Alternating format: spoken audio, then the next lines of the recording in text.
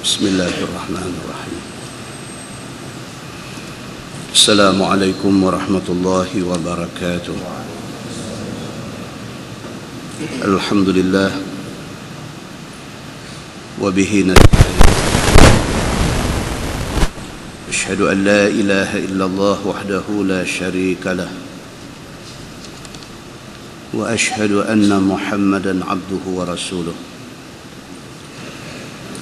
Wa nusalli wa nusallim ala hadha an-nabiyil karim sayyidil mursalin wa ala alihi wa sahbihi ajma'in. Amma ba'd. Ayyuhal mu'minun, ittaqullah. Usikum wa iyaya bitaqwallah. Faqad fazal muttaqun. Muslimin dan muslimat, mudah-mudahan dirahmati Allah Subhanahu wa taala. Di dalam sebuah hadis an Ibn Abbas radhiyallahu anhu yaqul: "Wa ma ja'alna ar-ru'ya allati araynaka illa fitnatan lin-nas." Qala Ibn Abbas: "Syai'un uriyahu an-nabiy sallallahu alaihi wasallam fil yaqazah, ra'ahu bi'ainihi hina usriya bihi ila Baitul Maqdis." Atau kama qala, hadis riwayat Imam Ahmad. Daripada Ibni Abbas radhiyallahu anhu, kata dia, firman Allah, "Wa ma ja'alna ar-ru'ya allati araynaka illa fitnatan lin-nas." Dan tidaklah pemandangan yang telah kami perlihatkan kepadamu, wahai Muhammad, melainkan ia menjadi fitnah kepada manusia. Kata Ibnu Abbas, "Syai'un uriyahu an-nabiy sallallahu alaihi wasallam fil yaqazah." Pemandangan itu adalah sesuatu yang dinampakkan kepada Nabi sallallahu alaihi wasallam dalam keadaan yaqazah, dalam keadaan Nabi jaga, bukan mimpi. Ra'ahu bi'ainihi hina usriya bihi ila Baitul Maqdis. Pemandangan ketika Isra dan Mi'raj itu ialah satu pemandangan yang Nabi lihat dengan mata kepala,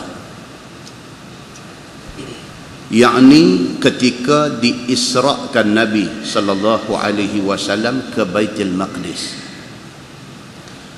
Muslimin dan muslimat yang dirahmati Allah sekalian, saja saya pilih muqaddimah dengan membaca himpunan hadis yang berkaitan tentang Isra dan Mi'raj. Satu peristiwa yang luar biasa yang menyebabkan Nabi sallallahu alaihi wasallam sangat duka cita. Allah Subhanahu wa taala takdirkan Isra dan Mi'raj ini kerana nak hiburkan Nabi. Nabi baru sahaja kehilangan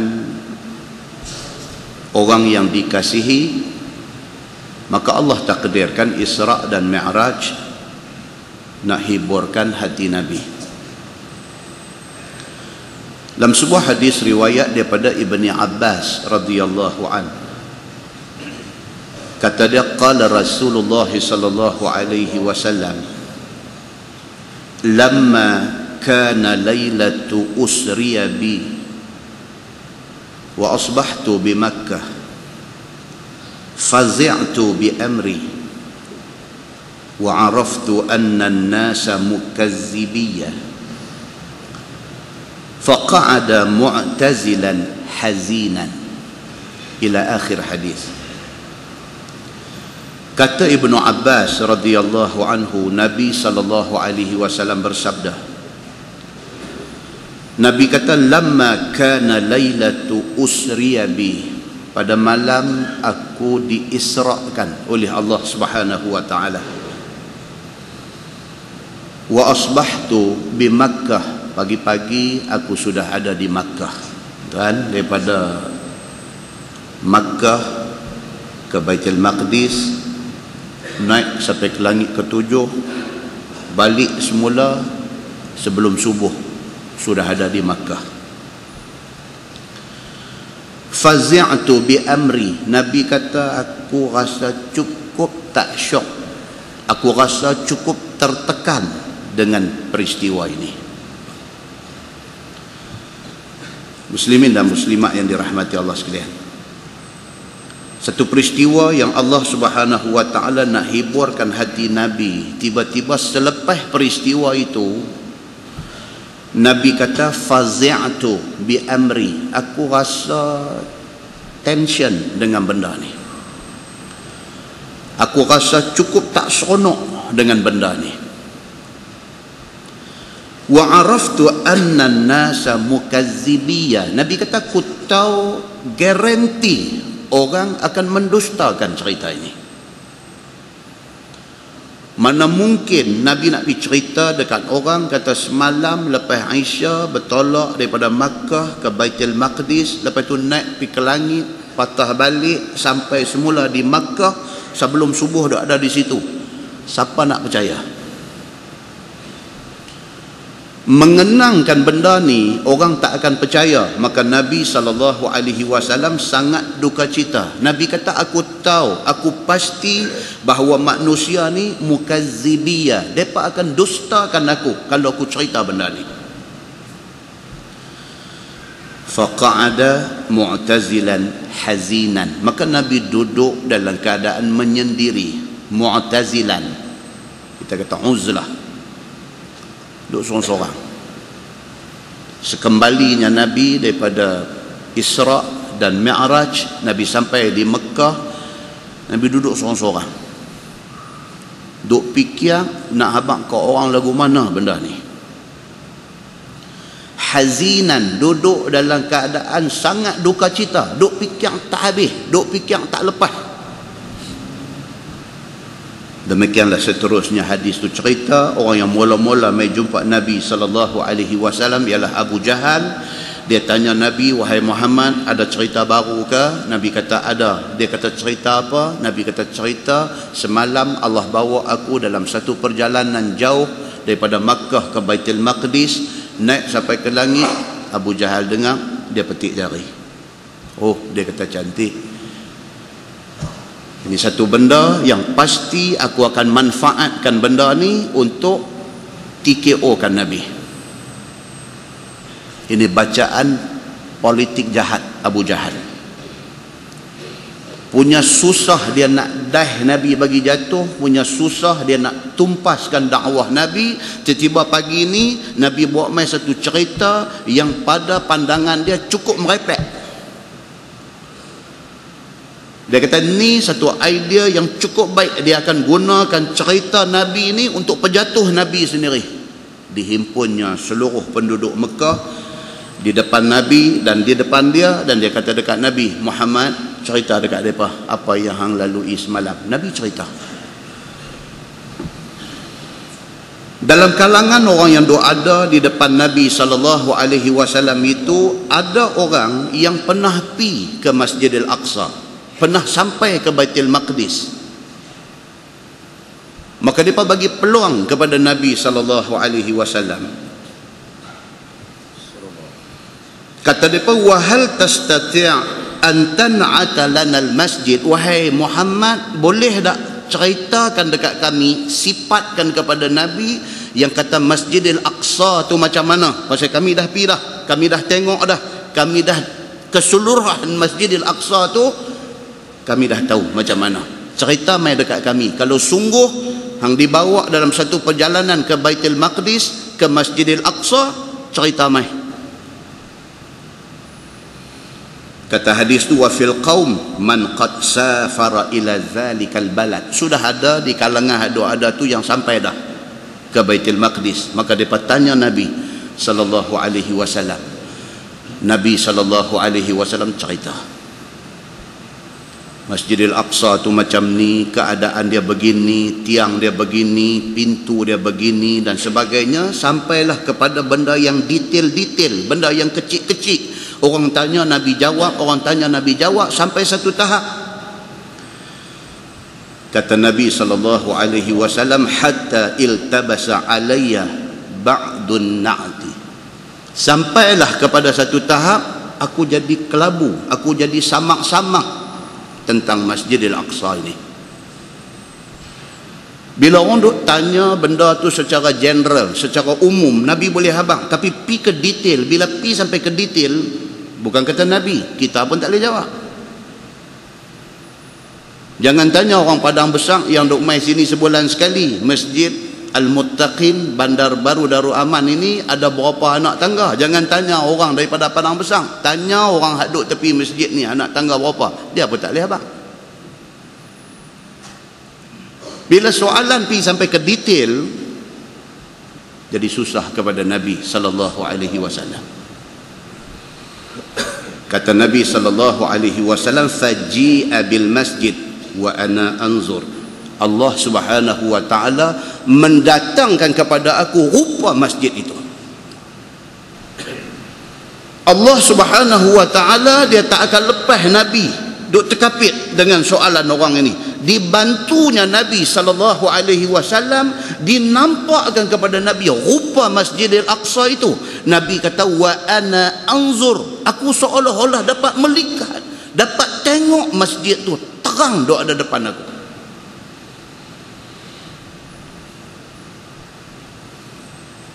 Kata Nabi sallallahu alaihi wasallam, aku terus menceritakan satu persatu tentang Masjidil Aqsa itu. Qala, kata Ibnu Abbas rawi hadis ini, dia kata faqala al-qaum, orang hak duk dengar ni, orang yang dengar, yang penuh sampai ke Masjidil Aqsa ini, bila depa tanya Nabi jawab, bila depa detailkan soalan, depa perhalusi soalan Nabi jawab dan sebagainya, kata depa fa wallahi laqad asabah, depa kata demi Allah apa hak Nabi habaq tepat sekali. Muslimin dan muslimat yang dirahmati Allah sekalian, Quran kata wa makaru wa makarallah wallahu khairul makirin. Abu Jahal ada planning dia, ada perancangan dia, ada strategi dia untuk nak sungkongkan Nabi di depan orang. Wa makarallah, tapi Allah ada perancangan dia. Wallahu khairul makirin, perancangan Allah yang terbaik.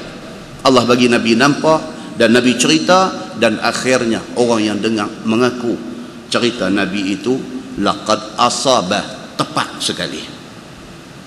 Muslimin dan muslimat yang dirahmati Allah sekalian, itu asas kepada Isra dan Mi'raj. Saya cabut satu dua hadis, sikit-sikit sentuh tentang isi kandungan Isra dan Mi'raj. Dalam sebuah hadis riwayat daripada Anas bin Malik radhiyallahu anhu,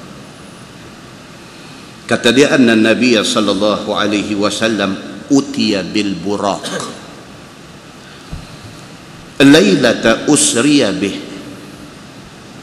muljaman musrajan fastas'aba alaihi faqala lahu Jibril abi Muhammadin taf'alu hadha fama rakibaka ahadun akramu 'ala Allah minhu. Qala an-nabi sallallahu alaihi wasallam farfadda 'araqan atau kama qala. Hadis sahih riwayat Imam At-Tirmizi daripada Anas bin Malik radhiyallahu anhu.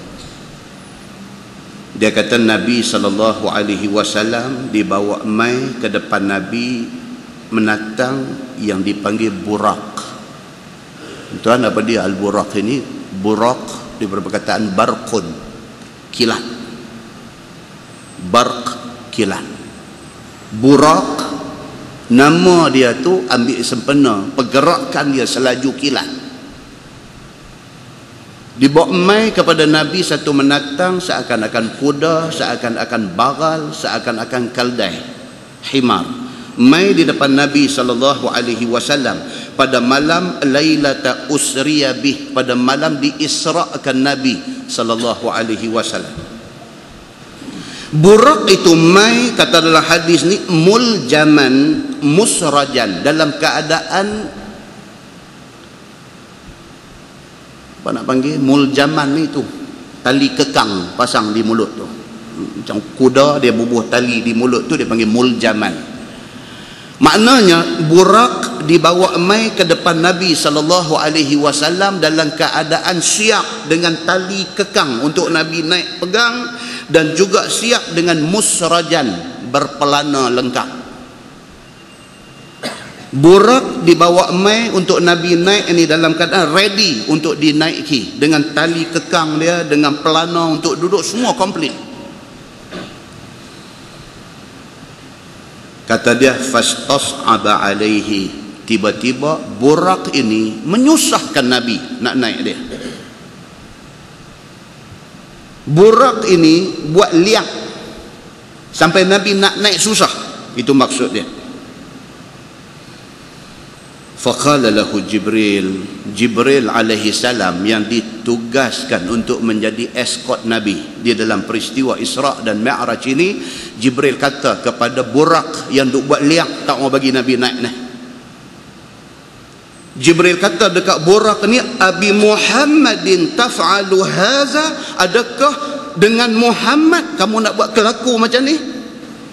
Jibril marah burak. Jibril kata dekat burak ni, adakah Muhammad manusia istimewa ni kamu nak buat kelaku, kamu nak buat perangai, kamu nak bagi dia susah nak naik kamu? Adakah dengan Muhammad kamu nak buat macam ni? Kata dekat burak ni. Fama rakibaka ahadun akramu 'ala Allahi minhu. Jibril kata, padahal tak ada orang yang lebih mulia di sisi Allah Subhanahu wa taala yang akan menunggang engkau melainkan Muhammad sallallahu alaihi wasallam. Jibril kata kalau dengan Nabi Muhammad hang nak buat liak macam ni, hang silap. Pasal apa? Tidak akan ada satu makhluk Allah lain daripada Nabi Muhammad yang sangat mulia ini yang akan naik atas belakangan. Qala Nabi sallallahu alaihi wasallam, Nabi kata, farfadda araqan, mengalir peluh burak itu. Bila dia kena jerkah dengan Jibril macam tu, berpeluh burak ini, maka dia pun terus tertib untuk Nabi tunggang dia di dalam peristiwa Isra' dan Mi'raj itu. Dalam sebuah hadis lain, riwayat daripada Samurah radhiyallahu an, kata dia, qala an-nabiy sallallahu alaihi wasallam, ra'aitu al-lailah rajulaini atayani fasa'ida bi asy-syajarah fa'adkhalani daran hiya ahsan wa afdal lam ara qat ahsana minha. Qala amma hadhihi ad-dar fadaru syuhada, atau kama qala, hadis sahih riwayat Al-Bukhari. Daripada Samurah radhiyallahu anhu, dia kata Nabi sallallahu alaihi wasallam bersabda, Nabi kata pada malam Isra' dan Mi'raj itu aku lihat rajulaini, ada dua laki-laki, iaitu malaikat. Atayani, mai jumpa aku, fasa'ida bi asy-syajarah, bawa aku naik satu pokok. Ini sahih Al-Bukhari. Tuan-tuan, cerita Isra' Mi'raj ni tuan-tuan dengar tiap-tiap tahun, tuan-tuan dengar ramai orang cerita dengan cara, dengan gaya yang berbagai-bagai. Ada yang sampai 3 tahun berturut-turut kena panggil dia mai ceramah pasal cerita tak habis. Panjangnya cerita Isra' dan Mi'raj ni 3 tahun. Tahun ni panggil, tahun lepas panggil, tahun sebelum tu pun panggil, tak habis lagi, tak sampai balik Mekah lagi.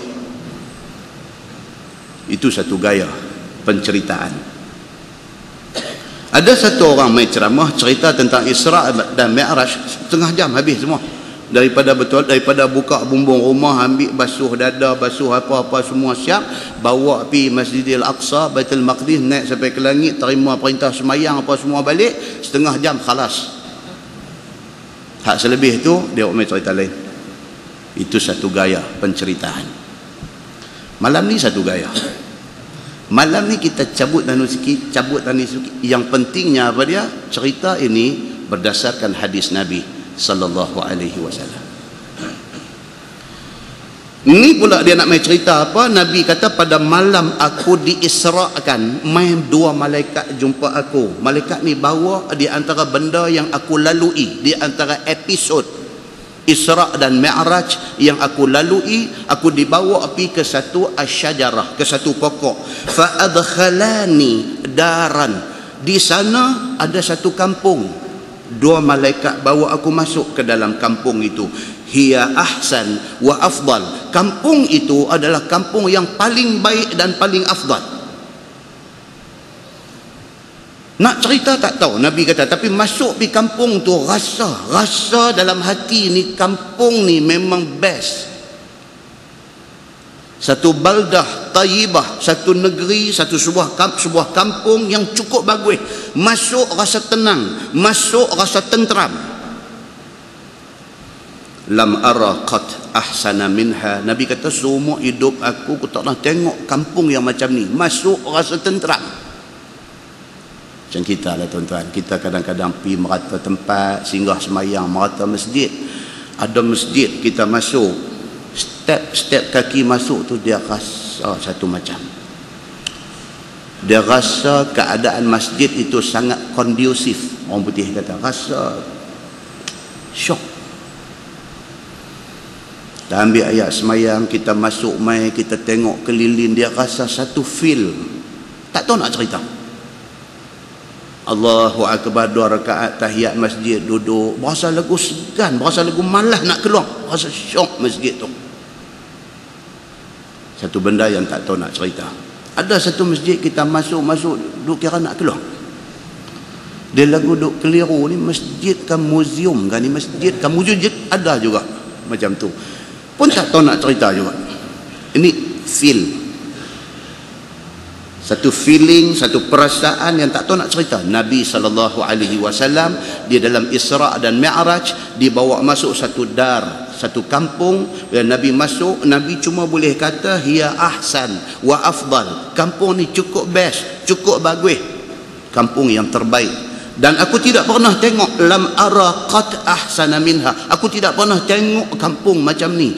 Tenteram kampung ni. Aku tak pernah tengok seumur hidup aku. Qala, maka kata dua malaikat ini, amma hazihi dar fadarus syuhada. Malaikat kata dekat Nabi SAW, wahai Muhammad, ini adalah kampung syuhada. Ini kampung akan didiami oleh orang-orang yang dulunya di atas dunia mereka mati syahid. Sesuatu yang unexplained, satu benda yang kita tak boleh nak terang. Hanya Allah saja sediakan tempat tu. Hanya orang yang berjaya masuk ke situ akan merasai suasana itu. Tuan-tuan, syahid ini bukan satu cerita mudah. Tuan-tuan pernah dengar Khalid Al-Walid? Oh, ini bukan kecil nama. Siapa dia ni? Sepupu kepada Umar Al-Khattab radhiyallahu anhu. Khalid Al-Walid 50 perang dia jadi kepala. Khalid Al-Walid sepupu Sayyidina Umar Al-Khattab ini 50 peperangan dia pimpin seumur hidup dia. Dalam tempoh umur hidup dia ni 50 perang dia jadi kepala, dia jadi pimpinan perang. Dia kata apa? Aku tidak mengharapkan lain melainkan aku mengharapkan syahid. Tuan-tuan tahu apa jadi dekat Khalid Al-Walid? Dia tidak dapat syahid. 50 kali turun perang sebagai ketua, dan memang dia turun tu niat dia satu aja, dia nak syahid. Allah tak bagi syahid, dia mati sakit tua. Kalau tengok dalam kitab Uyun Al-Akhbar, Uyun Al-Akhbar diterjemahkan dalam bahasa orang putih, dia tulis nama kitab tu In History. Kitab tu ditulis oleh Ibnu Qutaibah. Dia quote, dia petik kata-kata Khalid Al-Walid ni bila dia umur tua, tak boleh dah nak pimpin perang, dan dia pun dah jatuh sakit, duduk terkediang atas katil di rumah dia ni. Dia kata, aku dah perang begitu banyak perang semata-mata kerana Allah, semata-mata kerana nak cari syahid, tetapi hari ini aku duduk atas katil menunggu saat kematian seperti unta tua. Dia kata kecewa dia pasal nak syahid tak dapat. Maknanya apa tuan-tuan? Anugerah Allah syahid ni. 50 perang aku turun, aku pimpin perang tu, aku cari keredaan Allah dan aku nak syahid. Tiba-tiba hari ni umur tua aku duduk atas katil keras kediang. Dia kata, aku menunggu saat kematian macam unta tua. Dia kata. Bini dia pujuk dia. Bini dia kata, engkau jangan cakap begitu, kerana Nabi SAW gelar engkau Saifullah, pedang Allah. Dalam kekecewaan dia tu, bini dia penaik balik semangat dia. Bini dia kata, jangan cakap macam tu. Ingat tak Nabi kata apa tuan-tuan masa berlaku perang Mu'tah? Perang Mu'tah jadi 3 orang besar mati di dalam perang itu. Siapa dia? Zaid, anak angkat Nabi, mati. Selepas daripada Zaid mati, sepupu Nabi Ja'far At-Tayyar mati. Ni bendera yang Zaid pegang ni, bila Zaid kena bendera tu nak jatuh, Ja'far At-Tayyar pergi tangkap. Ja'far bin Abi Talib tangkap. Bila Ja'far kena, terlepas pedang bendera yang pegang tu, terlepas, disambak oleh Abdullah bin Abi Rawahah, pergi sambak bendera tu. Abdullah bin Abi Rawahah pula nak gugur syahid, terlepas pedang tu, ditangkap oleh Khalid Al-Walid. Dan dia ni disebut oleh Nabi Saifun min suyufillah, pedang daripada pedang-pedang Allah Subhanahu wa ta'ala. Mati 3 sahabat besar ni. Nabi duk ada di Madinah ni, malaikat mai habang dah. Berita kematian mereka ni tak mai lagi, tak sampai lagi. Nabi tahu dah, Nabi sebut dah. Nabi kata Zaid sudah wafat. Nabi bagi tahu dah Ja'far At-Tayyar sudah wafat. Nabi bagi tahulah Ibnu Abi Rawahah sudah wafat.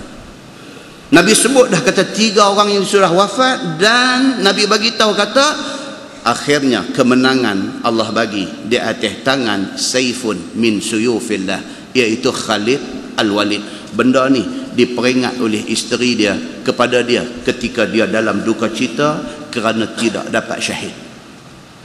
Mahainya harga syahid tu. Macam mana satu orang mai baca hadis habang dekat kita, barang siapa sembahyang 2 rakaat sebagai hadiah kepada orang mati, maka pahalanya seumpama 1000 syahid. Ui, kita dengar takut. Itu satu orang mai, dia kata, ustaz, ni ada hadis. Dia kata hadis tentang sembahyang hadiah orang mati. Baca, barang siapa sembahyang 2 rakaat sebagai hadiah kepada si mati, maka pahalanya sama seperti orang yang mendapat pahala 1000 syahid. Oi, Khalid Al-Walid nak dapat 1 syahid pun Tuhan tak bagi. Hang pi 2 rakaat dapat 1000 syahid, mana boleh lagu tu. Jelas itu hadis maudhu', hadis palsu yang direka-reka. Muslimin dan muslimat yang dirahmati Allah sekalian, Nabi SAW diperlihatkan perkampungan orang-orang yang mati syahid. Dalam sebuah hadis riwayat daripada Anas bin Malik radhiyallahu anhu, kata dia, qala Rasulullah sallallahu alaihi wasallam, ma marartu lailata usriya bi mala'in illa qalu ya Muhammad mur ummatak bil hijamah, atau kama qala, hadis sahih riwayat Ibnu Majah. Daripada Anas bin Malik radhiyallahu anhu, kata dia, sabda Nabi sallallahu alaihi wasallam, ma marartu lailata usriya bi mala'in illa qalu. Nabi kata, tidaklah aku melalui seorang malaikat pun di malam aku diisrakan, melainkan qalu, semua malaikat pesan dekat Nabi. Dalam Isra' dan Mi'raj, Nabi jumpa cukup ramai malaikat.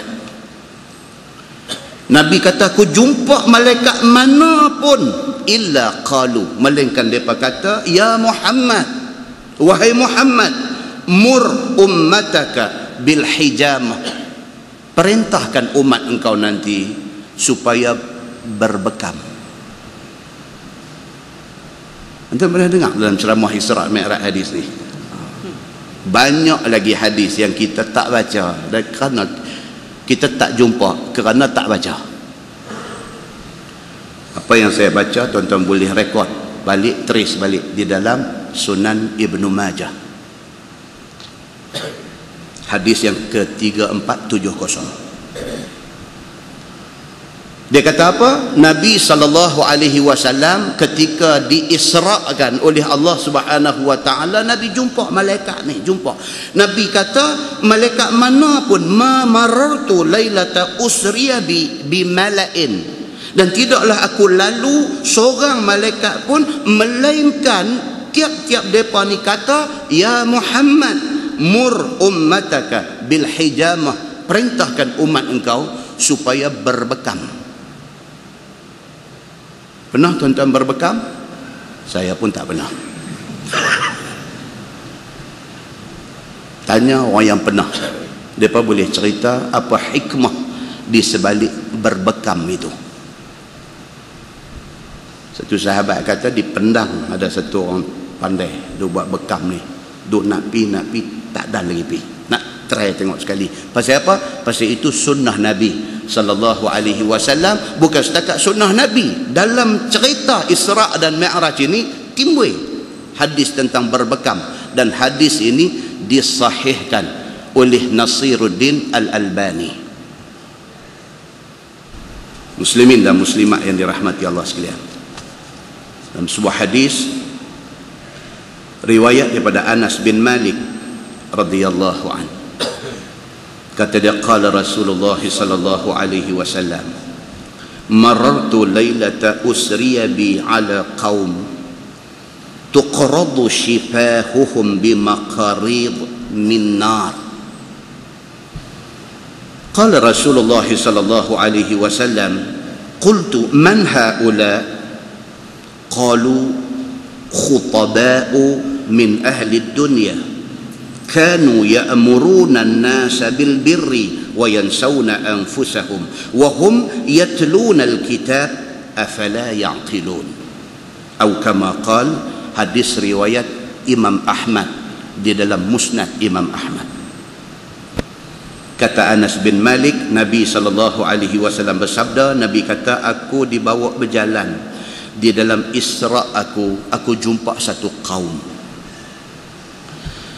tuqradu shifahuhum bimaqarid min nar, kerja kaum ini kerat bibir mulut mereka dengan gunting daripada api neraka.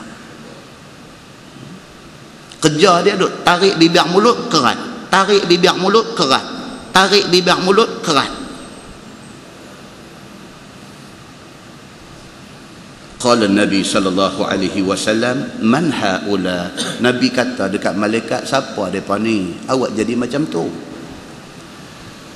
Qalu kata malaikat, khutaba'u min ahli dunia, depa ni adalah pendakwah dan penceramah masa di atas dunia. Depa ni masjid duk sambut merata, depa ni duk ceramah, duk berdakwah, duk di atas dunia. Kanu ya'muruna an-nasa bil birri, ajak orang buat baik. Ceramah suruh orang buat baik, ceramah. Wa yansawna anfusahum, tapi terlupa diri sendiri.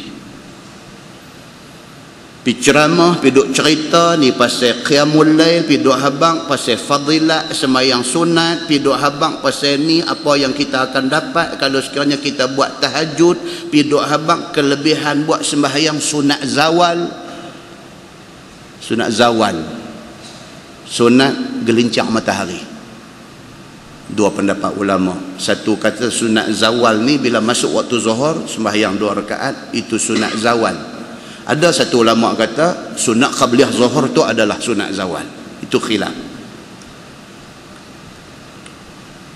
Nabi SAW kata siapa yang buat sembahyang sebelum zuhur, sembahyang sempena zawal matahari ni, apa juga permintaan dia akan melepasi langit yang 7. Hadis itu hadis sahih riwayat At-Tirmizi. Dia doa apa ke orang, dia ceramah, dia habaq ke orang, dia baca kitab, dia habaq ke orang, dia tak pernah buat. Wa tansawna anfusahum, dan depa lupa diri. Wa yansawna anfusahum, dan depa lupa diri depa sendiri. Wa hum yatluna al-kitab afala yaqilun. Malaikat kata, depa ni baca Quran, tapi awaklah depa ni tak ada akal.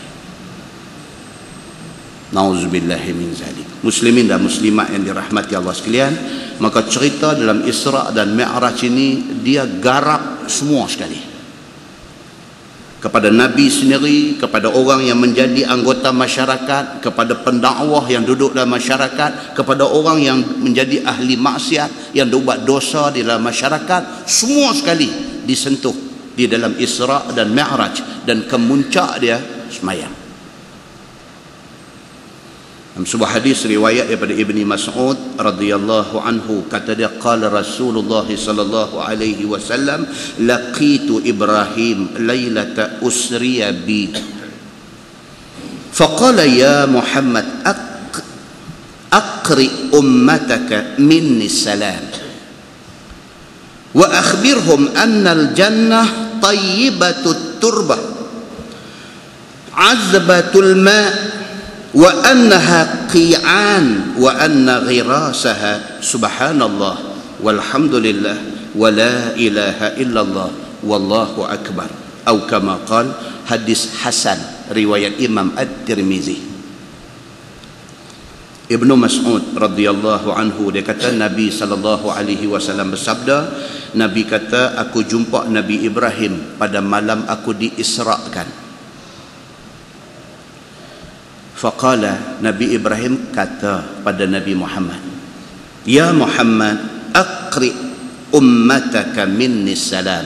Nabi Ibrahim kata, wahai Muhammad, balik lagi, jangan lupa sampaikan salam aku kepada umat engkau. Wa akhbirhum, Muhammad tolong habaq dekat umat engkau, annal jannah tayyibatut turbah, habaq kat depa yang kata syurga ini tanahnya wangi sekali. Azbuhul ma, bagi tahu dekat depa bahawa air yang ada di dalam syurga ini segar sekali. Wa annaha qi'an, habaq dekat depa yang kata syurga ini mendatar. Wa anna ghirasaha, dan yang kata tanaman syurga itu ialah subhanallah walhamdulillah wa la ilaha illallah wallahu akbar. Makna dia apa dia? Banyak kita sebut zikir ini, banyaklah hasil tanaman kita di syurga nanti. Hadis itu riwayat Imam At-Tirmizi. Muslimin dan muslimat yang dirahmati Allah sekalian, kesimpulan apa yang kita nak bagi tahu dalam mukadimah ini apa dia? Isra' dan Mi'raj ini bukan sekadar tanda kebesaran Allah, tetapi dia merangkumi segala pesan dan nasihat yang diberikan oleh Allah Subhanahu wa taala kepada Nabi, maknanya kepada kita umat Nabi sallallahu alaihi wasallam. Teliti segala nas yang berkaitan dengan Isra' dan Mi'raj ini, dijadikan amalan kita untuk senang kita di hari akhirat nanti. Mudah-mudahan muqaddimah itu memberi manfaat kepada kita insya-Allah. Kita menggunakan Bahrul Mazi jilid 13. Muka surat 215. Muka surat 215. Bab ma jaa fi husnil khuluq. Itu bab yang datang pada menyatakan elok perangai. Ketahuilah saudaraku, elok perangai adalah satu sifat yang dipuji oleh syarak.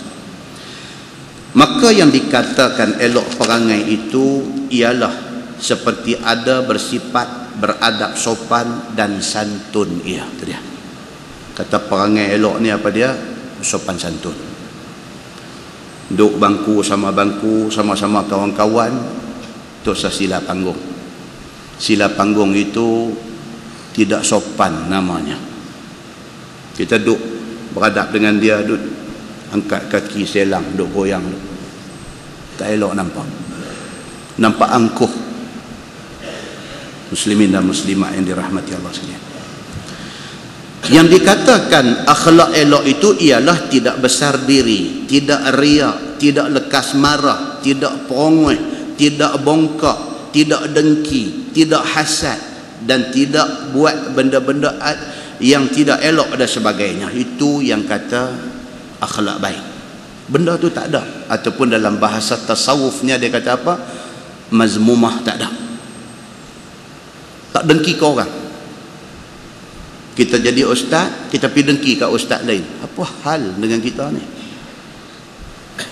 Tengok satu ustaz mengajar, ada orang ramai pergi duk abad ke orang tu, saduk pilah ilmu bukan ada tu. La ilaha illallah. Tengok ustaz Azhar Idrus pergi ceramah, manusia mai sampai berpuluh-puluh ribu orang, dia mai hasad dengki dalam hati dia. Pergi duk abang ke orang, hampa tahu dah Azhar Idrus ni siapa, dia ni lagu ni, pergi duk kata telok ke kawan tu. Apa hal? Dia bercakap benda baik, dia bercakap Quran, dia bercakap hadis Nabi, dia bercakap hal agama, bagus kan? Lagi ramai orang mai, lagi bagus. Dah pergi duk sumbuk racun. Itu hasad dengki. Lagi ada perangai ni dalam masyarakat Islam, selagi itu orang Islam tak boleh maju. Dia jadi macam ketam ambil buah lambat kuih. Hak sekok ni duk ragas nak naik bakui tu, hak lain sepik kaki tarik pergi jatuh. Hak dia pula duk ragas nak naik, kawan lain boleh sepik kaki dia. Lain-lain duk dalam bakui tu gulai ketam. Dia penjatuh orang, bukan dia naik pun. Apa salahnya kalau kawan tu naik, dia support kawan tu. Setidak-tidaknya ada satu orang yang boleh ditampilkan sebagai satu tokoh yang orang boleh dengar, daripada tak ada langsung. Dak, kawan tu naik, dia pergi rentak bagi jatuh, dia pun tak naik.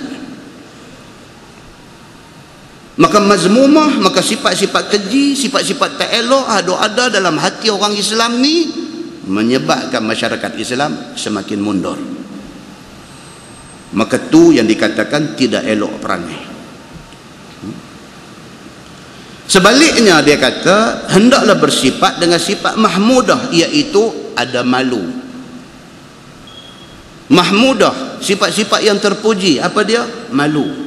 Malu kita ni. Pasal apa? Kita dah jadi orang Islam 50 tahun dah. Sampai hari ni Yasin tak boleh hafal lagi. Malu. Kita jadi orang Islam dah 40 tahun dah. Sampai hari ini surah Al-Mulk tak hafal lagi. Malu.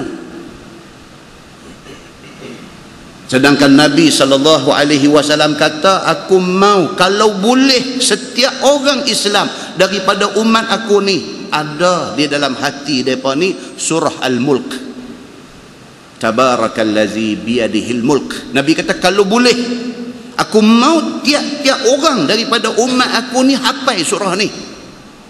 Malam ni umur kita 55, tak ingat lagi surah tu. Malu kita dengan Allah Subhanahu wa ta'ala.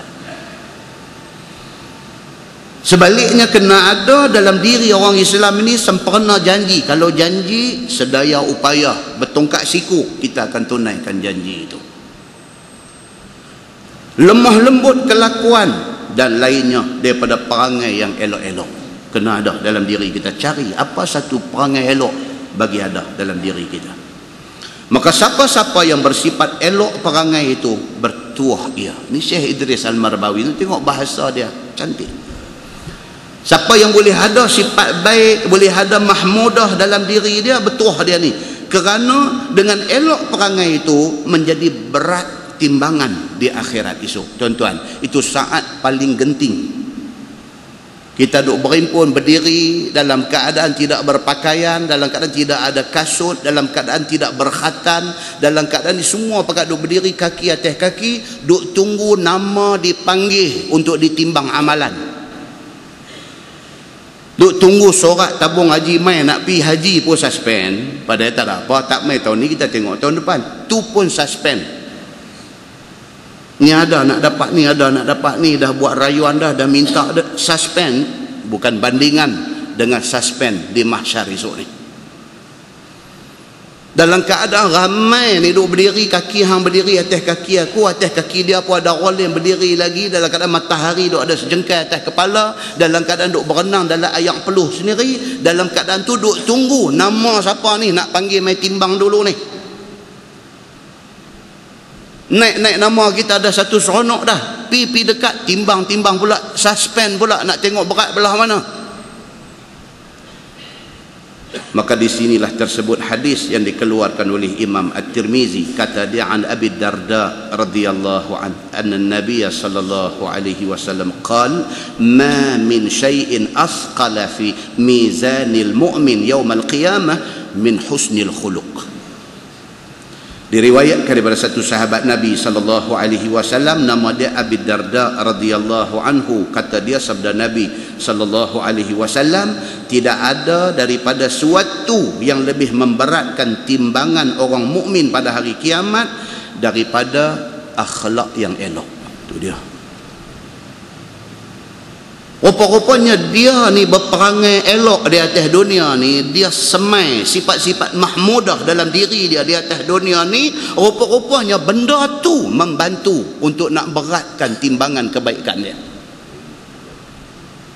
Di atas dunia ni dia jumpa orang, dia senyum tu tak rugi memberatkan timbangan kebaikan di hari akhirat esok. Di atas dunia ni bila orang minta sedekah, bila orang minta derma, bila orang minta untuk infak sesuatu untuk sabilillah, tak ada fikir dua kali, ambil RM1 boboh, ambil RM5 boboh, ambil RM10 boboh. Rupanya tak sia-sia dia ni bersifat dengan sifat pemurah ni, tak sia-sia rupanya. Akhirat esok memberatkan timbangan kebaikan dia. Sabda Nabi sallallahu alaihi wasallam, wa innallaha la yubghidul fahishal badhi. Bahwasanya Allah Subhanahu wa taala benci Allah akan orang yang pelucah dan pencarut. Allah tak suka orang cakap kotor, tak suka. Kata At-Tirmizi, dan pada bab ini ada riwayat daripada Aisyah dan Abi Hurairah dan Anas bin Malik dan Usamah bin Syarik, dan kata dia ini hadis hasan lagi sahih. Masalah elok perangai menyampaikan kepada beberapa darjat yang tinggi di hari akhirat esok. Bukan setakat tolong masa timbang amal aja, dah masuk syurga pun darjatnya tinggi kalau perangai bagus. Demikianlah tersebut dalam hadis yang datang riwayat daripada Anas bin Malik radhiyallahu anhu daripada Nabi sallallahu alaihi wasallam. Sabda Nabi bahwasanya seorang hamba Allah itu sampai dia dengan sebab elok perangai itu akan yang besar-besar daripada darjat akhirat. Itu dia. Atas dunia dia ni orang akhlak tinggi, akhirat esok dia dapat darjat yang tinggi. Dan itulah semelia-melia martabat, sedangkan bahwasanya dia di atas dunia dulu seorang yang dhaif ibadat dia. Ibadat tak yang mana? Nak bilang tengok balik, dia ambil planner 1 bulan. 1 bulan planner, bulan Jun daripada 1 sampai berapa hari bulan ni, berapa kali bangkit sembahyang tahajud dia tanda di situ. Dia rate berapa hari bulan, dia rate berapa hari bulan. Ujung bulan dia tengok balik, Allah, dia kata bulan ni 3 kali aja dan sembahyang tahajud. Tuan-tuan, kita kena ajak diri kita ni organize. Hidup kita ni biar teratur, buat benda biar nampak kita ni very systematic. Kena macam tu. Pasal apa? Itulah muhasabah dalam Islam. Diary satu, planner ni satu, sebulan punya tu kita rimak di sana. Kita buat puasa sunat bila, tulis situ P puasa, SM solat malam. Bila sampai month end, ujung bulan, tengok balik sebulan ni berapa kali puasa sunat, berapa kali kita buat sembahyang sunat. Kita tengok balik yang mana yang right tiap-tiap hari. Oh, sembahyang duha, alhamdulillah tiap-tiap hari right. Tengok tang mana right. Oh, sembahyang witir, alhamdulillah tiap-tiap malam ada right. Kita tengok yang tu, itu muhasabah kita. Dah lepas pergi sampai bulan 6 pun boleh tengok balik bulan 1 punya rekod dengan bulan 6 punya rekod. Kita ni menaik ke menurun ke? Kita ni constant saja ke ibadat kita? Kita boleh cek balik, kita boleh check and balance ibadat kita. Kena macam tu orang Islam ni. Kena ada satu benda yang sistematik. Tak mau kita ni jadi satu orang yang berserabut, buat kerja atas bawah, tinggal barang sana sini. Tak mau macam tu. Spek pun tak tahu mana. Ini paling karut. Hari ni riau cari cermin mata, esok riau cari jam tangan, lusa riau cari sepik kuku, tulat riau. Ada saja nak riau tiap-tiap hari. Pasal apa? Pasal kita tak organize. Pasal kita tak atur hidup kita secara teratur. Kena dah. Orang Islam ni kena dah buat kerja macam ni. Kena dah buat. Kita tawarkan diri kita, kita offer diri kita nak jadi pengurus masjid, pengurusi masjid, jadi setiausaha masjid, jadi bendahari masjid. Kena ada planning. Lagi 2 bulan lagi apa program nak isi di masjid ni, lagi kena ada. Jangan semata-mata duduk di jawatan itu tidak ada perancangan. Kenapa? Pasal apa tuan-tuan? Pasal musuh merancang. Musuh merancang. Walaupun mereka musuh, bukan saja musuh kita, mereka musuh Allah Subhanahu wa ta'ala, tetapi mereka buat kerja secara terancang. Kadang-kadang kerana mereka ni buat kerja terancang, menang mereka daripada kita. Walhal kita betul, mereka salah. Muslimin dan muslimat yang dirahmati Allah sekalian. Maka apa yang kita baca pada malam ni, dia beritahu satu orang dhaif ibadat dia, tetapi akhlak baik itu menyebabkan berat timbangannya di akhirat dan tinggi darjatnya di dalam syurga. Dan sesungguhnya sampai dia dengan sebab perangainya yang tak elok itu ke neraka Jahannam. Perangai huduh ni menyebabkan dia ke neraka. Masalah dia kata elok perangai itu ialah kemuliaan turun-temurun. Demikianlah tersebut adalah hadis yang datang riwayatnya daripada satu sahabat Nabi SAW, nama dia Abu Zar radhiyallahu anhu, bahwasanya Nabi SAW bersabda kepada Abu Zar, ya Abu Zar, la aqla kat tadbir wala wara' kal kaffi wala hasaba ka husnil khuluq. Tengok betul-betul ni. Nabi SAW kata dekat Abu Zar. Nabi kata, ya Abu Zar, la aqla kat tadbir. Wahai Abu Zar, tiada akal seperti tadbirkan pada segala pekerjaan keluar dan terbitnya. Itu terjemahan susahnya begitu. La aqla kat tadbir maksudnya dianggap satu orang tu ada akal kalau sekiranya dia mengurus dirinya, dia mentadbir dirinya dengan baik. Hak kita kata tak sah ni. Satu orang yang hidupnya organize, Nabi kata ini orang berakal. Dia manage, dia urus masa dia elok, dia urus diri dia, keluarga dia elok, dia urus segala-galanya mengikut keutamaan. Padahal tanya banyaklah ni SMS dengan email dengan apa, ustaz macam mana ni kalau sekiranya pilihan raya jatuh dalam bulan haji? Tanya lagu tu pula dah. Saya kata haji itu keutamaan. Dia ada fiqh aulawiyat, keutamaan. Tapi saya kata tak jadi pilihan raya dalam musim haji tak jadi. Ustaz tahu siapa abang kau ustaz? Tak jadi insya-Allah kita kata. Jadi pi Mekah dulu, kita duk kira. Muslimin dan muslimat yang dirahmati Allah sekalian. Itu pengurusan. Sampai Nabi kata apa? La aqla kat tadbir. Tidak dianggap satu orang itu ada akal kalau sekiranya dia tak tahu mengurus diri sendiri, tak terurus. Apa ni? Keluarga sendiri tak terurus. Apa ni? Maka satu orang itu dianggap dia berakal apabila dia boleh mengurus, boleh mentadbir segala-galanya. Duit ringgit dia tahu tadbir. Pendapatan dia berapa sebulan? 1,000 sebulan. Dia urus perbelanjaan cukup seperti mana orang yang berpendapatan 1,000 sebulan. Ini orang cerdik. Gaji 3,000 sebulan, belanja macam 5,000 sebulan. Ini orang tak ada akal. Celik mata fikir utang sampai nak tidur mata tak boleh pejam. Pasal apa? Duk teringat utang. Pasal apa? Pasal hang tak reti urus. Kalau kita mampu setakat pakai proton, kita pakai proton. Jangan duk gagah pergi duk ranjau ambil bawa segan pasar. Tengok kita boleh pergi takat mana. Takat mana kita boleh pergi, kemampuan kita, keupayaan kita, kegunaan terhadap benda yang kita beli. Ini semua duduk di dalam tadbir, di dalam kita mengurus benda-benda itu. Wala wara' kal kaffi. Dan tiada warak seperti meninggalkan daripada segala yang haram. Itu terjemahan dia. Maksud dia apa dia? Adalah dianggap satu orang itu warak jika ada dalam diri dia sifat kaf. Kaf ni maksudnya apa? Kontrol diri. Satu orang itu dianggap warak apabila ada dalam diri dia sifat kaf, sifat kontrol diri. Satu orang tu dia dianggap sebagai satu orang yang warak kalau sekiranya dia boleh kontrol jangan buat benda haram. Dia warak.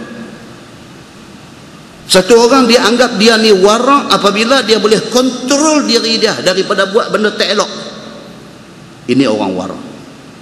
Bukan orang warak ni yang mata tak apa nak celeh. Itu bukan warak. Main mengaji lagu. Sekali lagi angguk, lama-lama sekali angguk. Waraknya dia ni kata mata pun tak buka. Itu lena, bukan warak itu. Kan? Warak ini Nabi kata apa? Orang yang ada kontrol dalam diri dia. Dia teringin benda tu tapi dia tahu benda tu tak boleh. Dia ada kontrol. Itu warak. Wala hasaba ka husnil khuluq. Dan tiada kemuliaan turun-temurun daripada tok nenek, dan tiada kemegahan lebih daripadanya seperti elok perangai. Maksudnya apa? Wala hasaba ka husnil hasab. Tuan-tuan, kita duk baca hadis cerita orang nikah, Nabi kata tunkihul mar'ah, dinikahi satu-satu perempuan itu li arba'in, kerana 4 perkara. Di antara 4 tu apa dia? Li hasabiha. Hasab ni makna dia apa? Keturunan. Nabi kata wala hasab ka husnil khuluq, dan tidak dianggap satu orang itu ada kemuliaan melainkan dia ada akhlak yang terpuji, dan bukan keturunan yang menentukan kemuliaan dia. Itu maksudnya. Oh, pak dia dulu tok guru pondok, dia ni mesti bagus. Oh, dia bukan kira lagu tu. Pak tok guru pondok, dia tok guru lain. Dia bukan keturunan maksudnya macam tu. Bukan itu maksudnya. Tapi yang kata maksud keturunan ni apa dia? Akhlak yang terpuji. Dia ada akhlak terpuji, dia keturunan baik. Walaupun pak dia ni orang yang duk minum arak, walaupun pak dia ni orang duk main judi, tetapi dia tu mempunyai akhlak yang baik. Itulah keturunan dia, itulah kebaikan yang ada pada diri dia. Itu maksud sabda Nabi sallallahu alaihi wasallam. Masalah dia kata elok perangai itu sampai dia kepada darjat orang sembahyang dan puasa. Demikianlah hadis riwayat At-Tirmizi. Kata dia, an Abi Darda radhiyallahu anhu qala sami'tu an-nabiy sallallahu alaihi wasallam yaqul ma min shay'in yudha'u fil mizan athqala min husnil khuluq. Diriwayatkan daripada satu sahabat Nabi sallallahu alaihi wasallam, nama dia Abi Darda radhiyallahu anhu. Kata dia, aku dengar Nabi sallallahu alaihi wasallam bersabda, tiada daripada suatu yang diletakkan di atas timbangan mizan lebih berat daripada perangai elok. Bila ditimbang esok ni duk masuk ni macam-macam ni dalam bakui amal kebaikan kita ni. Nabi kata apa? Bila buh akhlak baik, dandan timbangan tu berat. Makna dia apa? Akhlak baik itu dinilai besar di sisi Allah Subhanahu wa taala. Sambung hadis tu dia kata, wa inna sahiba husnil khuluq la yablughu bihi darajata sahibi saum was salah.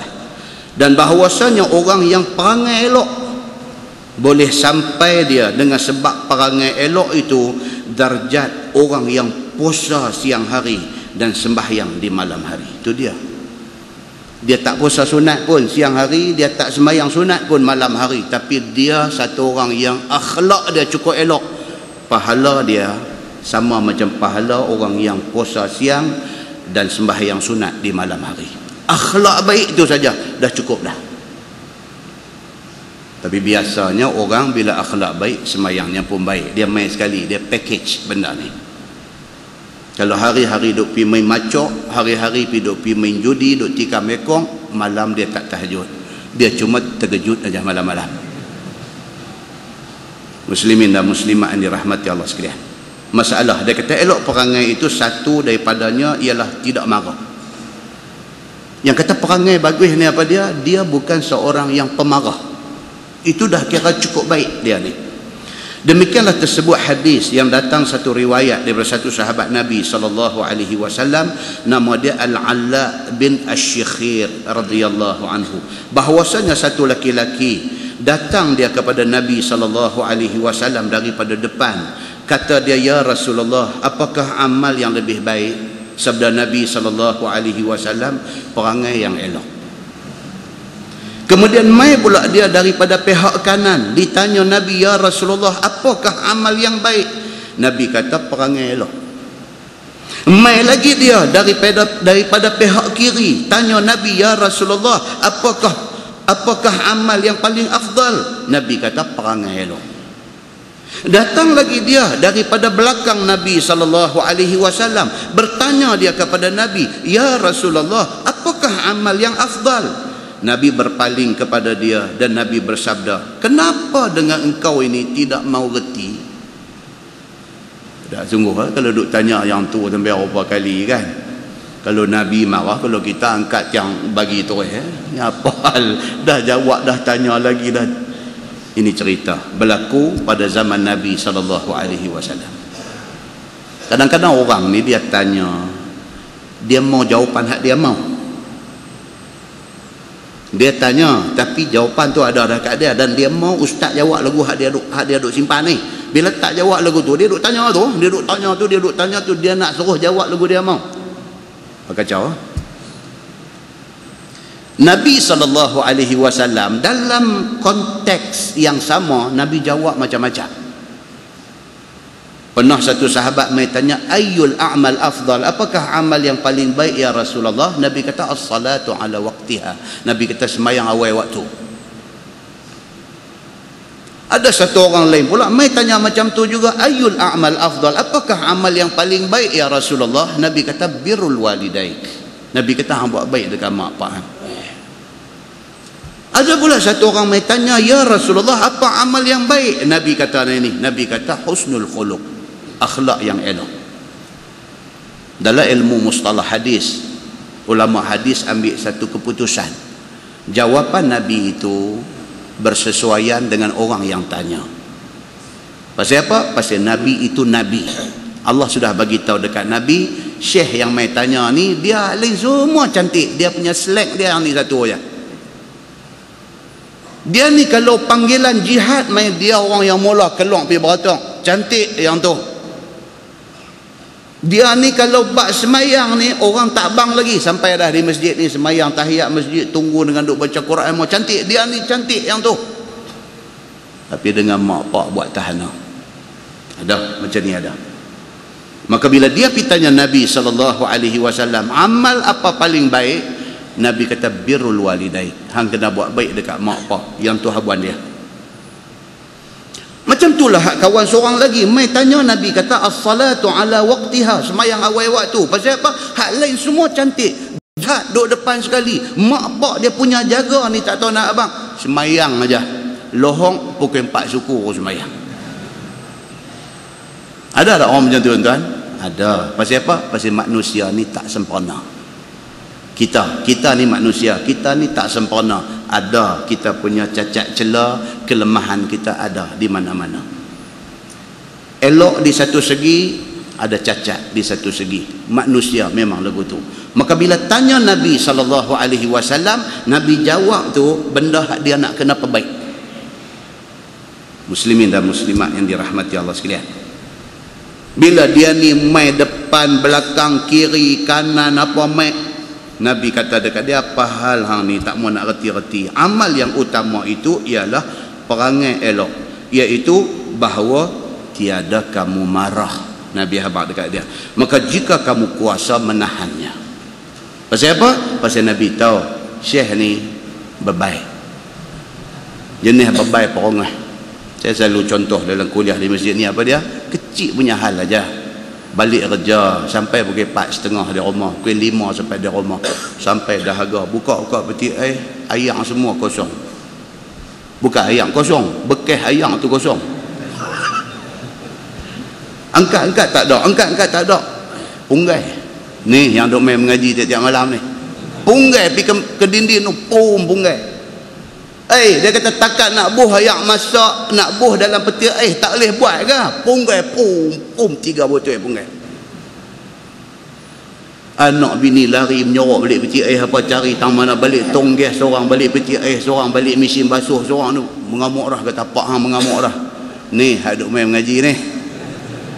Oh kacau tuan-tuan. Ada tak ada orang macam ni? Ada. Maka Nabi bagi tahu, Nabi kata apa? Hak paling baik, amal yang paling baik apa dia? Akhlak baik. Maksud aku, Nabi kata yang kata akhlak baik itu apa dia? Marah tu mau duk buang, tak mau ada dalam diri kita. Saya ada satu sahabat meninggal pun dah dia. Allah test dia kencing manis. Nak pergi jadikan asbab kaki itu macam mana tapi apakah dia jadi melecup, dia meroyak, habis satu tapak kaki busuk. Umur 40 baru busuk satu tapak kaki ni. Kencing manis, pergi duk dressing apa, buh ubat, balut apa semua apa, tiap-tiap hari kena dressing. Nak dressing tu pula Allahu Akbar, misi ni kalau boleh nak pambat balik di rumah, suruh keluarga buat. Busuk, buka tu satu watt boleh bau busuk. Manusia ni tuan-tuan, bila jadi lagu tu dia bentan kaki berjalan tak boleh apa, tak boleh duduk terlentang di rumah. Bini pun kerja. Bila bini pergi kerja balik lambat sikit, dia bebai, dia merepek bukan-bukan. Dia kata ni yang hang duk balik lambat ni pasal apa? Oh aku kaki jadi macam ni, berjalan tak boleh, hampir cari jantan lain ke? Bini kata, abang awak cakap macam tu, aku tahulah hang yang tak suka belah aku. Dia main perongeh ni hak Nabi duk marah ni, dia main apa duk ada kiri kanan, piring pinggan baling purung-purang pun marah bebai. Dia nak pergi pancung pun nak kena orang angkat. Hidup buat bebai lagu tu. Bini duk kata, abang, saya boleh duk tunggu abang ni, boleh duk cuci abang punya ni, abang patut mau terima kasih dekat saya. Bukan abang marah, aku cekai hang talak 13. Nampak benda nak jadi. Test Allah ni pada masing-masing orang. Tu dia, kita tak tahu nak main macam mana. Cerai. Bini sujud syukur, bagus, tak ada aku duk kena duk cuci luka dia hari-hari. Hang cerai aku berapa? 13, hambuh 30 pun tak apa. Dia kata, dia galas beg, dia balik ke rumah mak dia. Siapa nak jaga? Ni yang kaki berulat ni, dengan nak mangkit pun tak boleh. Bentan sebelah ni dengan demam panas duk main. Siapa nak jaga? Mati lagu tu. Nampak tuan-tuan, ni yang agama duk kata jangan duk ada perangai ni. Pasal apa? Pasal jangan sampai dah pi tahap tu tak boleh nak buang lagi. Penyakit bebai, perongeh marah ni dah terlewat dah.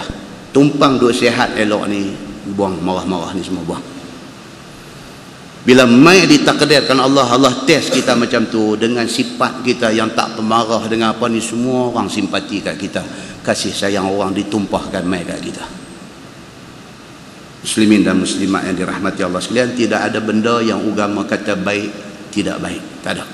Semua benda hak agama kata baik tu tentu baik. Masalah elok perangai serta menyempurnakan hak Allah itu banyak memasukkan seseorang ke dalam syurga. Demikianlah hadis At-Tirmizi, kata dia an Abi Hurairah radhiyallahu anhu qala su'ila Rasulullah sallallahu alaihi wasallam an aktsari ma yudkhilun nas al-jannah. Diriwayatkan oleh satu sahabat Nabi sallallahu alaihi wasallam, nama dia Abu Hurairah radhiyallahu anhu, kata dia ditanya orang kepada Nabi sallallahu alaihi wasallam daripada sifat yang boleh memasukkan orang ke dalam syurga. Bila didengar Nabi sallallahu alaihi wasallam pertanyaan sahabat itu, maka jawab Nabi, faqala taqwallah wa husnul khuluq. Satu orang mai tanya Nabi, ya Rasulullah, apakah perangai yang baik yang patut ada kat kita? Nabi jawab apa? Taqwa Allah. Yang pertama, kita ada takut pada Allah. Bila dia ada takut, dia tak buat benda tak elok. Yang kedua, wa husnul khuluq, perangai biarlah elok. Yakni tidak pemarah, tidak langgar laku, tidaklah tak senonoh rupa, bahkan mulut manis, lemah lembut, tidak pencabul dan tidak pencarut. Tu yang kata orang bagus. Jumpa orang senyum, mulut bercakap ni, kita ada pilihan untuk bercakap tak elok ataupun bercakap elok. Dia pilih untuk cakap elok. Kita boleh, kita nak pilih untuk cakap cara kasar maki hamun boleh, tapi kita tak pilih yang tu, kita pilih cakap elok. Itu orang akhlak baik. Dan dia tidak menjadi seorang pemaki dan pelaknat dan tidak perongos dan lainnya. Itu orang baik. Dia boleh kontrol benda ni. Dia tercakap tak elok, astagfirullahalazim, duduk saat lagi dia pergi balik kat bini dia, dia kata, abang minta maaf lah, tadi abang tak boleh kawal perasaan, abang minta maaf. Bini pun okey. Ni dah tersasul, dah tersilap, duk pedas itu. Nama kata aku nak mengaku salah, jangan panggil aku Samsuri. Habis bila dia main lagu tu kacau. Nak suruh aku minta maaf, nama kata Samsuri tak akan minta maaf. Oh, kacau. Muslimin dan muslimat yang dirahmati Allah sekalian. Sambung hadis tu, wasu'ila an aktsari ma yudkhilun nas an-nar faqala al-famu wal farj. Maksudnya, dan ditanya orang kepada Nabi SAW daripada kebanyakan sifat yang boleh menyebabkan satu orang masuk neraka. Tadi tanya apa perangai yang boleh masuk syurga, Nabi kata taqwallah wa husnul khuluq. Tanya pula apa benda yang kalau ada dalam diri kita, kita mudah pergi ke neraka. Jawab Nabi SAW dua benda. Yang pertama, al-fam, mulut ni boleh menyebabkan kita ke neraka. Cakap benda yang merobek akidah. Hidup cakap ni robek akidah kita. Hidup komen pasal Quran, hidup condemn hadis Nabi, hidup kata dekat hukum Islam, ni semua menjahanam akidah kita. Wal farj, dan juga kemaluan. Boleh menjadi punca kepada rosak manusia sehingga terhumban ke neraka. Masalah mulut dan faraj itu banyak orang masuk ke neraka, dia kata. Demikianlah tersebut di dalam hadis tadi. Maka sebab pun mulut boleh menjadi sebab kepada banyak orang masuk ke neraka kerana dia menuturkan kalimah kufur. Dia bercakap tu mudah aja, terbit di mulut ni macam tak ada apa-apa aja. Rupanya merosakkan akidah. Saya memberi jaminan, selagi mana saya berkuasa, saya tidak akan membenarkan hudud dilaksanakan. Habislah cakap lagu tu, kesian lah. Siapa ada kot tepi kena pergi pegang dia, suruh dia duduk, suruh dia istighfar, suruh dia mengucap balik. Jangan cakap lagu tu. Takut tuan-tuan ni dalam kehangatan berpolitik ni, takut terbabas. Jangan sampai kita biar lidah kita ni tertutur kalimah kufur. Seperti dikatanya, mana ada neraka? Dia main macam tu. Ni duduk pederah orang cekang ni, orang tengok ni, cekang ni, orang lihat ni. Neraka duk main macam tu. Orang duk bercakap lah ni pasal orang nak hantar satelit pergi ke, dia duk bercakap surga, neraka. Oi, jangan tuan-tuan, jangan. Orang dengar seram bulu rumah. Bukan pasal apa? Pasal takut tengok dia tak takut ke Tuhan. Kita ni takut tengok dia tak takut ke Tuhan tu. Maka kalimah kufur contohnya dia kata apa? Mana ada neraka? Siapa kata dunia ni nak kiamat? Ni contoh-contoh dalam kitab ni. Dia kata kejar apa duk cerita pasal kiamat apa, kejar. Kalau tak kejar nak makan apa?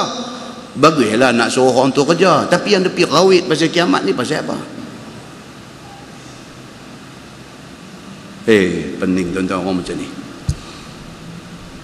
Tidak runtuh dan tidak akan binasa dunia ni selama-lamanya. Bahkan bila kita mati, kita jadi tanah saja, habis cerita. Cakap macam tu. Tuan, kita duk baca Quran malam Jumaat, Tuhan kata apa dalam Quran? Wa daraba lana mathalan wa nasiya khalqah. Qala man yuhyi al-'izam wa hiya ramim. Tu ayat tu.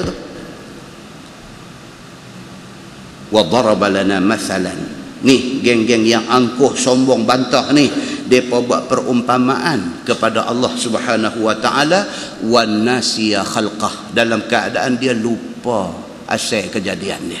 Dia terlupa. Dia duk cakap angkuh dengan Tuhan ni, dia terlupa kata dia berasal daripada air mani yang hina. Dia terlupa. Dia lupa kata dia tu pun Tuhan bagi jadi. Dia lupa kata dia hidup ni boleh duk menyawa, boleh duk menapas, boleh duk tarik keluar napas ni atas izin Tuhan. Dia lupa. Dia lupa kata selera dia, bila orang jamu makan dia mai selera nak makan, selera tu Tuhan bagi. Dia lupa semua benda ni, dia kata dekat Tuhan, wa daraba lana mathalan, dan dia buat perumpamaan kepada kami. Tuhan kata wa nasiya khalqah, dia lupa asal kejadian dia. Qala, kata dia kepada Tuhan, man yuhyil 'izam wa hiya ramim. Siapa yang boleh bagi hidup balik tulang apabila tulang itu sudah reput? Dia pi hantar jenazah dikubur, korek liang nak tanam orang mati ni, dia jumpa tulang mayat yang lama punya. Dia tengok, dia kata, hang tengok yang depa duk cerita kata orang mati nak hidup balik tu, dia tulang berkenjah lagu tu, nak hidup macam mana? Dia kata duk ada atas kubur duk bercakap lagu tu. Tuan-tuan, dengan orang jahil tak reti agama ni, lebih teruk pada tu dia boleh bercakap. Maka dibawa contoh oleh Syekh Idris Al-Marbawi ni, orang macam ni. Dia kata kita mati-mati habis cerita kata nak hidup balik, nak bangkit, yang kata padang mahsyar, yang kata nak timbang amalan, yang kata titian sirat, yang kata syurga neraka ni semua merepek. Dia kata, dia bercakap macam tu. Itulah yang dikatakan cakap kufur.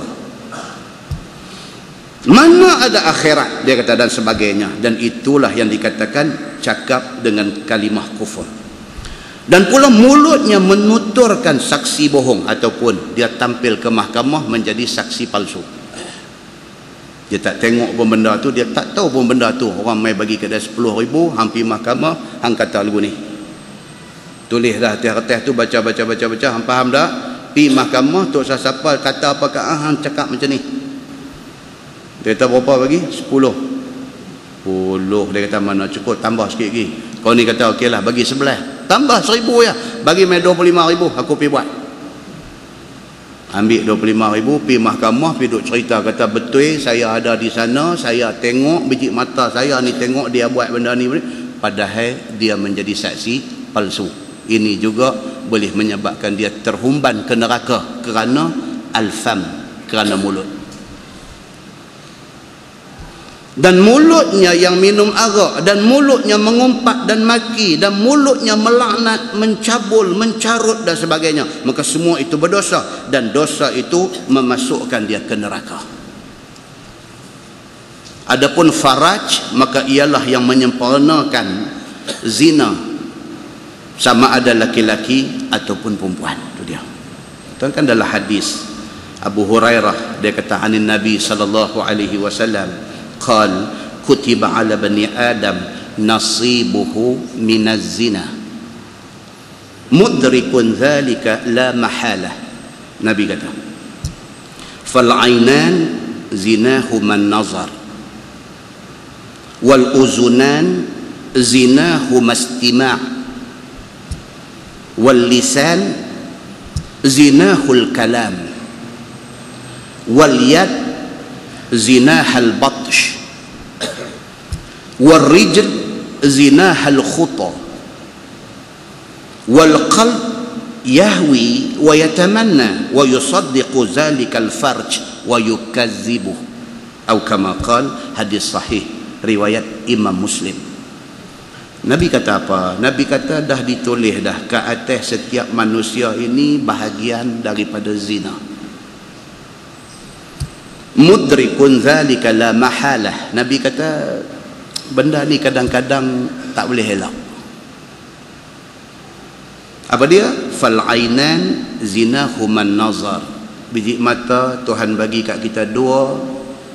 Mata itu dianggap berzina apabila tengok benda tak elok. Masjid mai duk download gambar blue daripada internet. Oh, pengotok sungguh. Jangan macam tu tuan-tuan. Jangan. Ni dah kita dah habis dah Rejab ni, nak mai Syaban, Syaban nak mai Ramadan. Ini 3 bulan ni jangan duk buat benda tak elok. Bulan lain pun tak boleh. Apatah lagi 3 bulan yang menghampiri Ramadan al-Mubarak ni, lebih lagi. Maka Nabi SAW kata ainani, yang kata 2 biji mata ni, zinahu man nazar. Tengok benda tak elok, berzina kita ni. Zina mata dia panggil. Wal uzunani zinahumal istima'. Telinga, zina dia ialah mendengar. Dia dengar benda-benda yang boleh nak bawa kita kepada buat benda dosa. Wal lisan zinahul kalam. Nabi kata lidah ni zina dia bercakap. Bini ada dah duk main telefon dengan perempuan lain, duk bercakap lucah-lucah. Oh, tuan-tuan tahu tak kita duk dalam masyarakat lah ni, masyarakat ancok lebok. Suami tidak setia kepada isteri, isteri curang dengan suami. Ramai duk ada hari ni.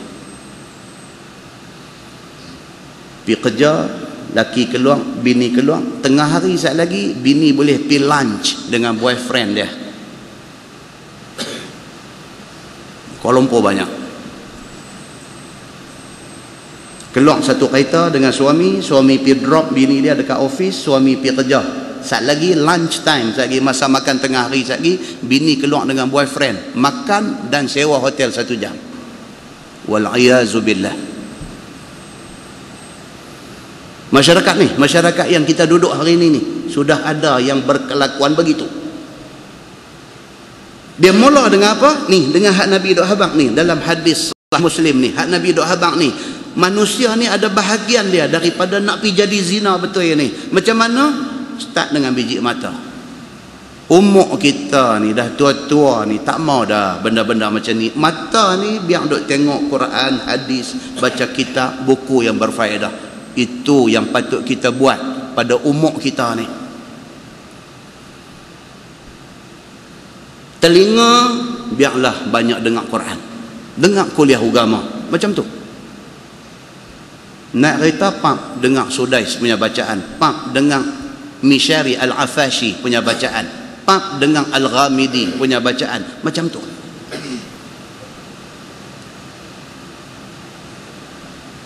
Nabi kata wal lisan zinahul kalam, mulut cakap benda elok-elok dengan anak, dengan bini, dengan apa, cakap elok-elok. Tak mau dah ni cerita girlfriend ni, cerita bini umur dah 40 nak pergi ada boyfriend lain ni apa ni, semua tak mau dah. Itu bukan kerja orang umur kita. Dulu kita dah buat benda tu. Sudah. Enough is enough. Wal yad zinahal batsh. Nabi kata tangan zina dia meraba. Melarat ni dia duk melarat. Tadi bercakap saja telefon, bila jumpa garpu berjalan. Warijlu zinahal khuta. Kaki zina dia apa? Melangkah ke tempat nak buat dosa. Wal qalb yahwi wa yatamanna. Apabila kita duk layan, mata duk tengok benda tak elok, telinga duk dengar benda tak elok, mulut duk bercakap benda tak elok, kaki kita langkah pergi ke tempat yang tak elok, hati sudah pasang angan-angan. Nabi kata hati sudah pasang angan-angan. Wa yusaddiqu zalikal farj. Ketika itu kemaluan mengiyakan perkara itu, maka berlakulah zina betul.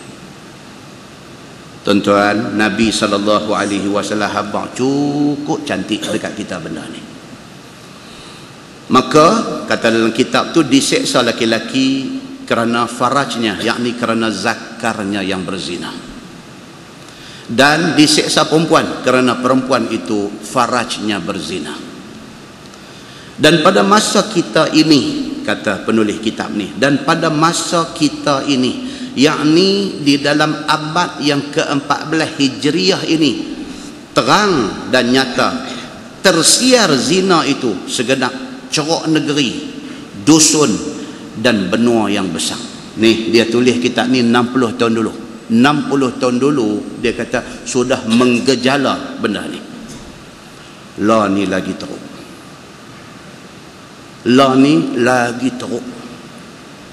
Kajian buat di sebelah Kuala Lumpur, Selangor apa semua ni, satu badan bebas buat kajian. Dia ambil responden budak-budak perempuan umur sekolah menengah. Daripada bilangan responden yang dia ambil, pi soal tanya ni, siapa yang pernah buat seks sebelum nikah, 90% pernah buat. Tu nak abang kata teruk dia sampai macam tu. Sekolah kampung, tuan-tuan, sekolah kampung ni cikgu disiplin hari ni sampai kena tambah lagi satu lagi pemeriksaan kepada pelajar perempuan ni, cek tengkok. Dan cek ni tak boleh buat every Monday, tidak boleh buat pada tiap-tiap hari Isnin masa perhimpunan pagi, pasal mereka tahu dah cek ni kena buat at random, tak tahu bila. Dalam seminggu ni bila nak buat tak tahu. Panggil budak perempuan semua line up, suruh beratok ni, cikgu perempuan cek, panggil mai angkat tudung, semua pakai tudung, angkat merah tani, bekas gigi sitora pun ada lagi. Allahu Akbar, tuan-tuan. Takut tuan kita dengar cerita ni di net seram sejuk. Pasal apa? Pasal kita ada anak dalam masyarakat. Pasal satu hari esok kita ada cucu dalam masyarakat. Kita nak pergi ke mana? Kita duduk dalam masyarakat ni, mau tak mau kita kena berhempas pulas bagi masyarakat jadi elok. Muslimin dan muslimat yang dirahmati Allah sekalian. Dan dia kata hanya Makkah dan Madinah sahaja yang terpelihara, yakni yang dipelihara Allah Subhanahu wa taala daripada adanya tempat sundal ini. Penulis kitab ni tulis. Lah dia tinggal Mekah Madinah aja yang Allah protek tak jadi benda ni. Maka betapalah tidak banyak masuk manusia ke dalam neraka dengan kerana faraj itu, manakala telah tersiar zina itu segala alam.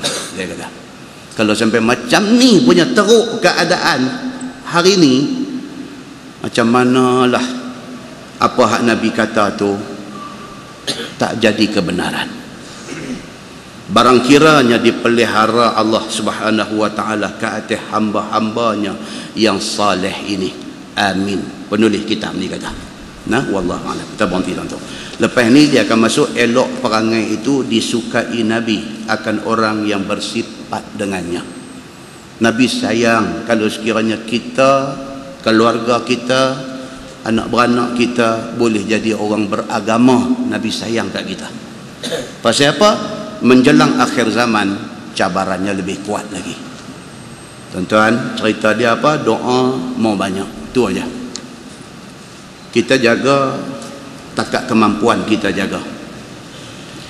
Tapi selebihnya la haula wala quwata illa billah. Kita tak ada daya upaya melainkan benda ni mai daripada Allah Subhanahu wa taala. Kita tangguh dengan tasbih kafarah dan suratul As. Subhanakallahumma wa bihamdika asyhadu an la ilaha illa anta astaghfiruka. Bismillahirrahmanirrahim. Innal insana lafi khusr illa allazina amanu wa amilus solihati wa tawasaw bil haqq. اللهم صل على محمد في الأولين والآخرين وسلم رضي الله تبارك وتعالى عن سادتنا أصحاب سيدنا رسول الله أجمعين. بسم الله الرحمن الرحيم. الحمد لله رب العالمين حمدا يوافي نعمه ويكافئ مزيده. يا ربنا لك الحمد كما ينبغي لجلال وجهك الكريم وعظيم سلطانك. رضينا بالله ربا وبالإسلام دينا وبمحمد نبيا ورسولا. اللهم افتح علينا فتوح العارفين وارزقنا فهم النبيين بجاه خاتم المرسلين. اللهم فقهنا في الدين وعلمنا التأويل واهدنا صراطك المستقيم. ربنا تقبل منا دعاءنا وقراءتنا وقيامنا وركوعنا وسجودنا وتضرعنا وتمم تقصيرنا إنك أنت السميع العليم. اللهم اجعل جمعنا جمعا مرحوما وتفرقنا من بعده تفرقا معصوما. وصلى الله على محمد وعلى آله وصحبه وسلم والحمد لله رب العالمين. السلام عليكم.